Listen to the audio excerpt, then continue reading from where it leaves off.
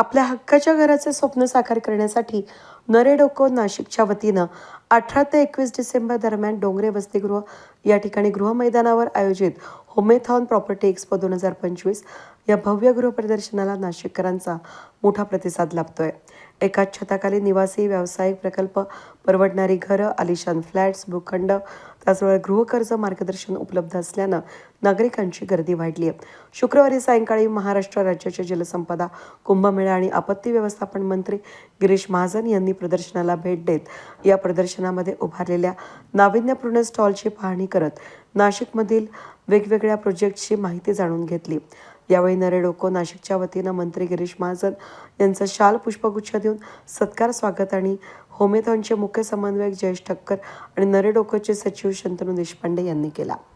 यावेळी या प्रदर्शनाचे समन्वयक जयेश ठक्कर यांनी या प्रदर्शनाविषयी माहिती दिली.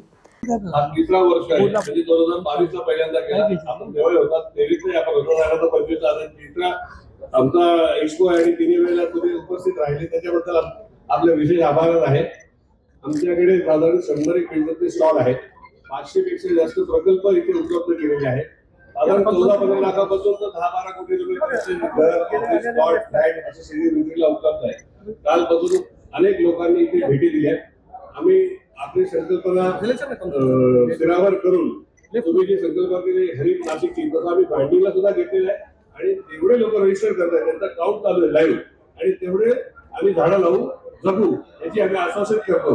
दुसरं ग्राहकांच्या फायद्यासाठी म्हणून आम्ही 4.99 दरात व्याज दरात त्यांना कर्ज उपलब्ध करून अंडर कन्स्ट्रक्शन मध्ये बँकेने त्यांना 7.5% नियमाप्रमाणे द्यायचे. तर उर्वरित तो वर्ग 2.5%, 3% असेल, तो 6 महिने किंवा 12 महिने, 15 महिने जी काही कालावधी असेल त्या कालावधीचा व्याज एक व्यावसायिक म्हणून आम्ही भरणार आहोत. ग्राहकांना ज्यांना कदाचित पीएमओए भेटत नाही त्याला देखील पीएमओएचा बेनिफिट भेटल्यासारखा भावना होईल आणि त्याचा फायदा होणार आहे निश्चित. म्हाडाला देखील गव्हर्नमेंटची म्हाडा आहे ते स्वतःकडे फ्लॅट पुरवतो आणि ते 40 फ्लॅट घेत आहे. अवघडे साहेबांनी आम्हाला नव्हत्या स्टॉलला त्यांनी आपण 2 स्टॉल मोफत उपलब्ध करून दिले.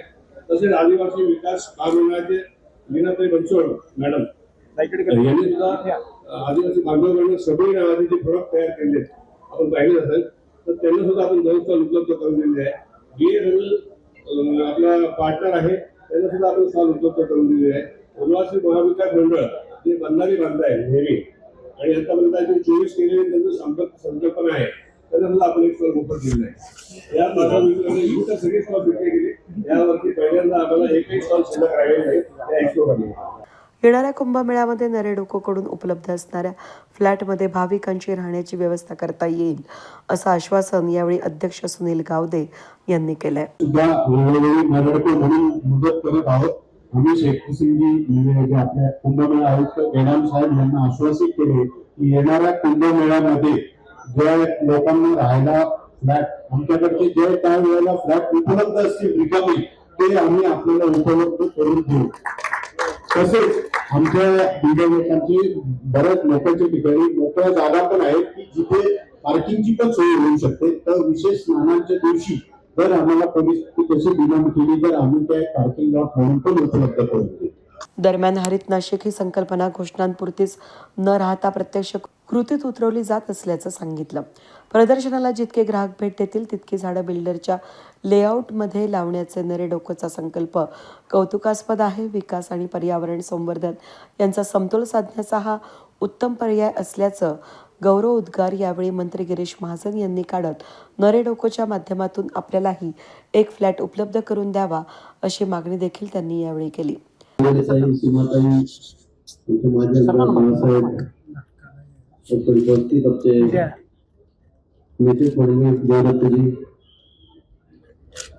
नगरसेवक याचा माजी आहेत ते होणारे आहेत सगळे सर्वजण नरेडोकोचे सर्व अध्यक्ष पदाधिकारी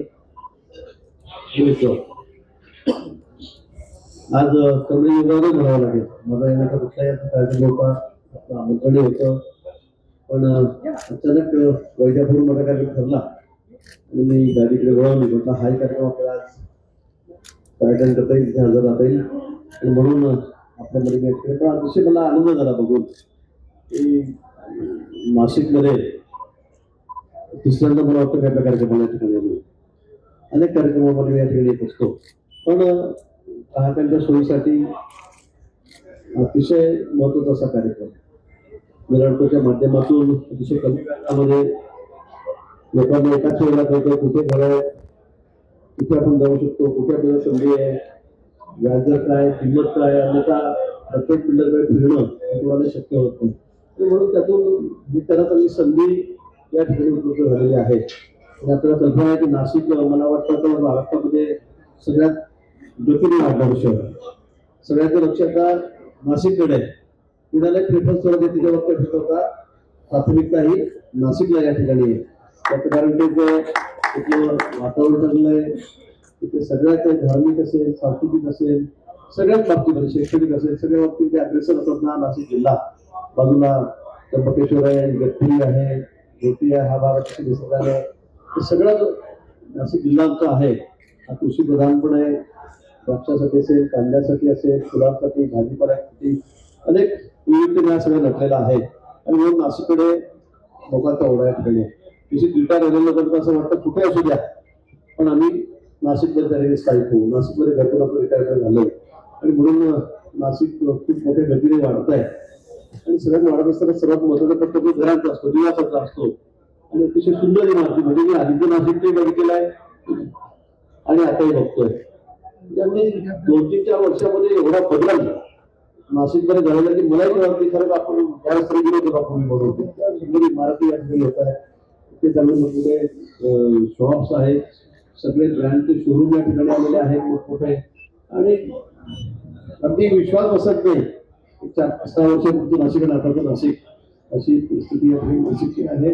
आणि म्हणून आपल्याही वर्ष अतिशय जोरात आहे, त्याच्यासाठी घरात नाही.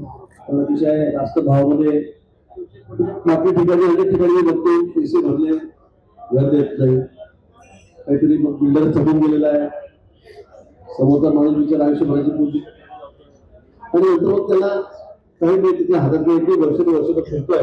अशी स्थिती सुद्धा अनेक ठिकाणी आहे. पण नाशिककडे फारसं कसं ऐकायला येत नाही की अतिशय जमेची बाजू आहे. प्रामाणिकपणे आपण सगळ्या ठिकाणी काम करता आहात आणि म्हणून आपल्याला मनापासून या ठिकाणी शुभेच्छा देतो. त्यातच आपण कुटुंबाचा उल्लेख या ठिकाणी केला, आपण हरित नाशिकचा उल्लेख या ठिकाणी केला. आपल्याला कल्पना आहे मी आताच बाबा 1,500 घालून आलेला मी सांगितलं जोपर्यंत नाशिककर नाही म्हणत नाही तोपर्यंत घरात आवाज ऐकला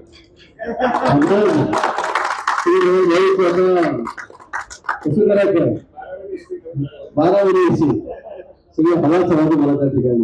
आणि खरं सांगतो आता मी ते ठरवलेलं आहे.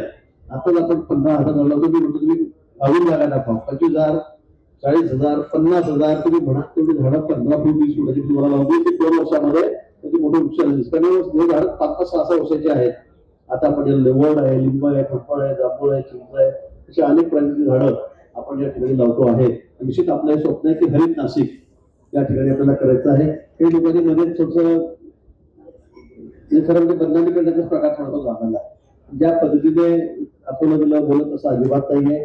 साधुग्राम सुरुवातीपासून शेकडो वर्षापासून याची प्रथा परंपरा कुंभमेळ्याची आणि तिथे साधूचं वास्तव्य असतं. म्हणजे साधुग्राम म्हणत आहे, तुझं नाव सुद्धा निदर्शन साधुग्राम म्हणून आहे, तपोवन आहे. आणि म्हणून त्या ठिकाणी साधूंना आपले काम निवारा करावाच लागेल.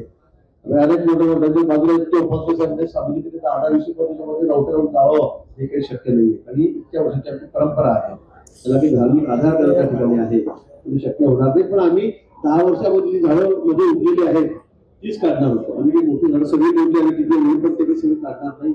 आम्ही ठरवलं की मागच्या वर्षी जेवढ्या राहत्या होत्या 12 वर्षापूर्वी त्याच्यापूर्वी होत्या तेवढ्या झालेलं एक पिढीमध्ये जास्त लावणार नाही, पण तेवढे लावणं आवश्यक आहे. साधू म्हणताना मला सांगणार की तुम्ही या उपासून बसा, गावी रावट्या तिकडे करा, त्या बाजूला जा, असं कधीही करता येणार नाही. आपल्याला याची कल्पना आहे.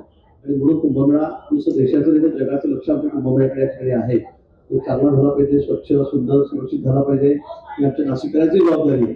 आणि म्हणून मी सांगितलं की तुमची काय 2-4 असं खराब होत असतील ती काढून दुसरीकडे ठेवणार आहोत, ती रिप्लाय करणार आहोत. आम्ही त्यातली कुठे झाडं मोठी झाली पण समजा सगळं दोघांमध्ये 2-3 झाडं मिळेल 1000 झाडांमधली तर आम्ही 15,000 लावली, 20 लावले. तर याचा सांगितलं की तुम्हाला 40 तुम्ही जेवढी जागा दाखवाल तेवढे सगळे मोठे झाडं आंध्रामधून आणून त्या 1300 किलोमीटर लांबून आणून आम्ही ते त्या लावलो. आणि दुसरी लावून नाही त्याला सगळ्यांना पाण्याची व्यवस्था, ड्रीपची व्यवस्था, खताची व्यवस्था, त्याला मेंटेनन्स हे सगळं आम्ही करणार आहोत.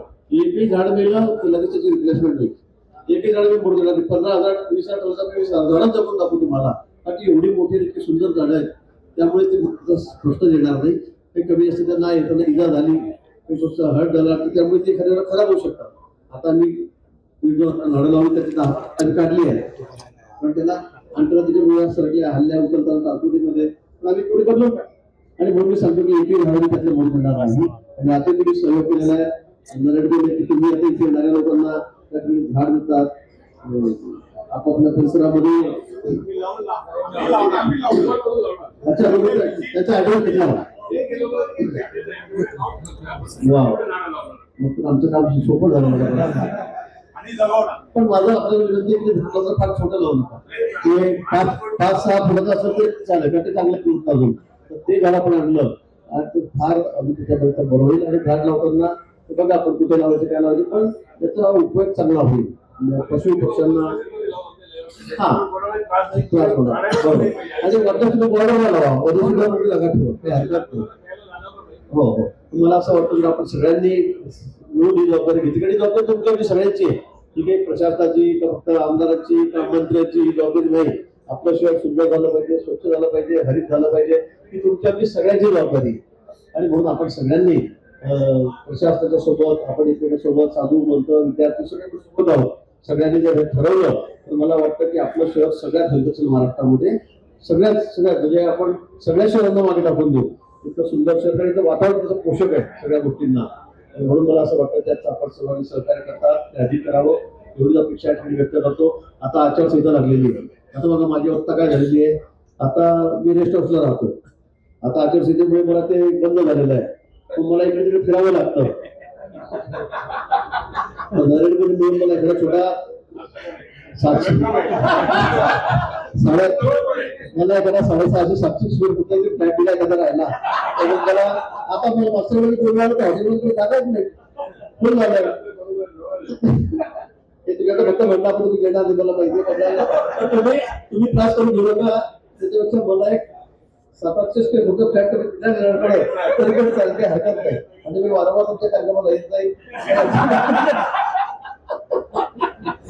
तरी सुद्धा मला खरंच तुमचं अभिनंदन करायचं मनापासून. की अतिशय चांगलं हा स्वतः कार्यक्रम, अतिशय सुंदर अशी रचना आपण सगळी या ठिकाणी केलेली आहे. त्याबद्दल आपल्या सर्वांना मी मनापासून शुभेच्छा देतो. कुंभमेळ्याच्या काळामध्ये तुम्ही काही घर उपलब्ध करता वेळेला लागतात तर हॉटेल खोलून जातात, तिथे जागाच नसते. त्यावेळेला तुम्ही सांगितलंय आपण मागच्या वेळी जसा प्रयत्न करतो त्या बिल्डिंगवर तुमच्याकडे फ्लॅट असतील तयार, ते वाटल्यास रेंटल द्या, भाड्याने द्या, लोक घेतील. आपण मी म्हणतो लोक पुढे सगळं धर्मशाळा होईल. त्याच्याने धर्मशाळा म्हणजे परिस्थितीच कठीण होईल.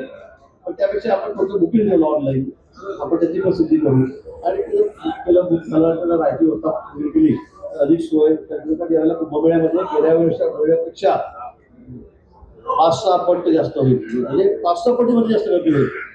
कारण आपण झालेला कुंभमेळ्यात बघितलेला आहे रायगडचा. त्यामुळे आपण ती परत आम्हाला करावी एवढी विनंती आपल्या करतो. कुंभमेळा सगळा आपला आहे, आपल्या घरचा कार्यक्रम आहे, आपल्या घरी लग्न आहे असं समजून आपण सगळ्यांनी त्या कार्यक्रमासाठी हातभार लावावा एवढीच विनंती करतो. पुन्हा आपल्या त्या कार्यक्रमासाठी मनापासून शुभेच्छा देतो. धन्यवाद. या कार्यक्रमाप्रसंगी अखिल भारतीय विद्यार्थी परिषदेचे राष्ट्रीय संघटन मंत्री देवदत्त जोशी, आमदार देवयानी फरांदे, आमदार सीमा हिरे, लक्ष्मण सावजी, बाळासाहेब सानप, सुनील बागुल, विजय साने, महेश हिरे, योगेश हिरे, सुधाकर बडगुजर, हिमगौरी आडके, सागर वैद्य, नारायण जाधव, विश्वास नागरे, शशिकांत जाधव, त्याचबरोबर नरेडोकोचे नाशिक शाखेचे अध्यक्ष सुनील गवादे यांच्यासह अनेक पदाधिकारी आणि मान्यवर मोठ्या संख्येनं उपस्थित होते. वेद न्यूजसाठी प्रतिनिधी कमलाकर तिवडे, नाशिक.